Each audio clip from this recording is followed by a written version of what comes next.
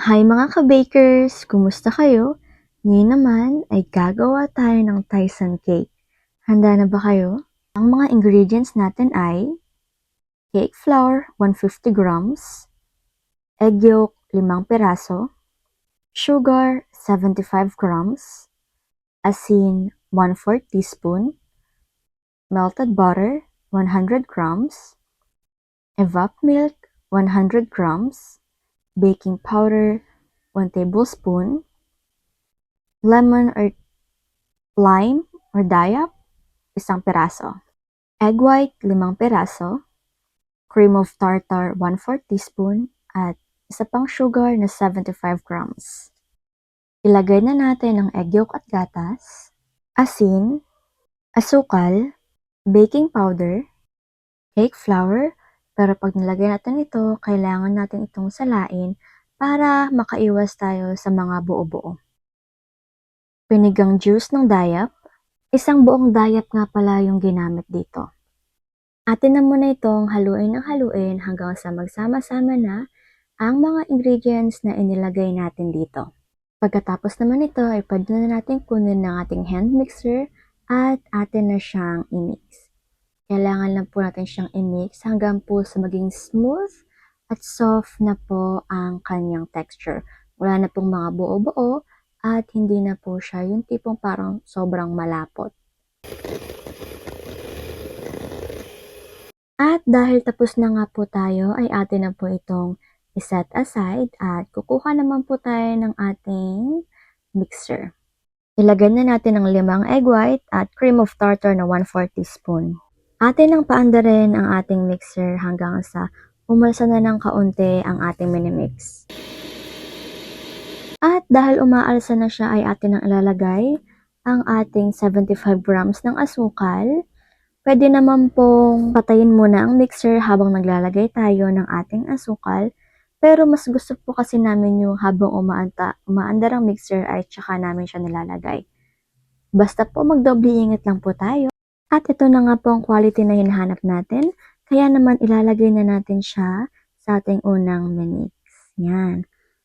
Dahan-dahan lang po sa paglalagay mga ka-bakers. At haluin na natin ito ng haluin.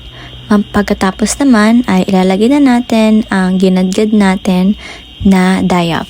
Ito po yung balat ng dayap na ginadgad namin kanina, hindi lang po namin nabidyohan. Pagkatapos naman ay hahaluin na natin ito ng hahaluin hanggang sa magsama-sama ng mga ingredients.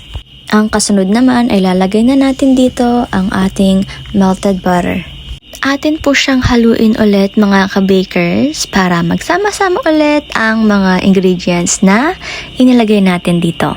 Ayan, eto na po ang texture na hinahanap natin mga ka-bakers, kaya naman ilipat na natin ito sa ating mga molde. Ilagay lang po natin siya base po sa ating gusto na dami dahil nakadepende naman din po sa inyo yon mga ka-bakers. Pero ang nagawa lang po namin dito ay 4 lang. Pagkatapos naman lagyan ay atin na po siyang ayusin at pagpantay-pantayin. At eto na po siya, ilalagay na po natin siya sa plancha mga ka-bakers.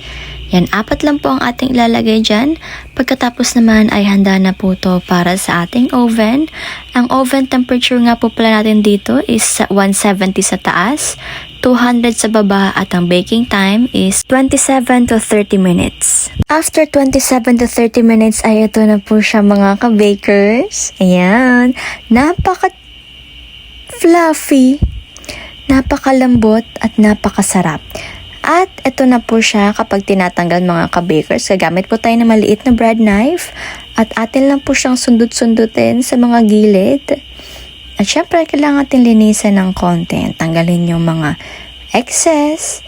At yan na po ang kanyang itsura. Di ba po? Napakaganda, napaka-yummy, napaka-elegant at nakakatakam naman talaga. Huwag niyo na po ako tanongin kung sino unang tumikim dahil ako po talaga yun mga ka-bakers. Naku, walang duda. Siyempre, pagtapos nito ay atin na po itong i-dip sa ating brush butter na 20 grams lang po ang nagamit namin. I-brush lang po natin to isa-isa mga ka-bakers. Pero nakadepende naman po sa inyo kung gaano po kadrami na butter ang gusto nyong ilagay. Or kung lalagyan niyo pa po ba siya ng butter. Kasi po kahit wala na po siyang butter at sugar, sobrang sarap niya na po talaga. Lalo na pag may tsaa kayo or kape. Winner na winner. At mas lalo na pong hindi talaga to magpapatalo sa soft drinks dahil bagay na bagay po to pag pinaresan ng soft drinks. Mountain Dew, Pepsi, Coke, Royal. Katapos naman ay atin na siyang i-dip sa ating sugar. Ang nagamit po namin dito is 25 grams at nakandepende na po yan sa inyo kung lalagyan nyo or kung gaano kadami po ang sugar na gusto nyong ilagay. Kayo na po ang bahala mga ka-bakers. As long as swak na swak sa panlasa nyo, go na go po tayo dyan. At ito na po ang ating finished product mga ka-bakers. Congratulations po sa ating lahat. Sa lahat ng mga nakasabay, congratulations po.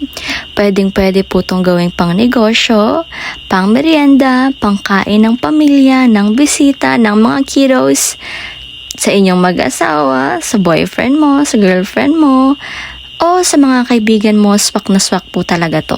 Then na siyang hiwain para makita natin kung gano'n siya ka-fluffy. Ayan, nag-jiggle-jiggle. Wiggle-wiggle pa siya talaga naman. Nakakatawa siyang pagmasdan. At mas nakakatawa po siyang kainin. Guilty po ako dyan mga ka-bakers. Kaya naman po mga ka-bakers, ano pang hinihintay natin? Gawin na!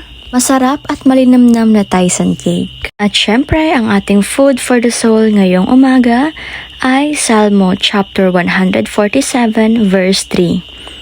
Pinagagaling niya ang mga pusong nabigo at ginagamot ang kanilang mga sugat. Mga ka-bakers, lagi lamang nating isurrender ang ating mga sakit sa Kanya at pag tayo nahirapan, ating isurrender sa Kanya dahil siya ang Panginoon at Diyos na ating Ama. Yun lamang mga ka-bakers at maraming salamat hanggang sa muli. God bless!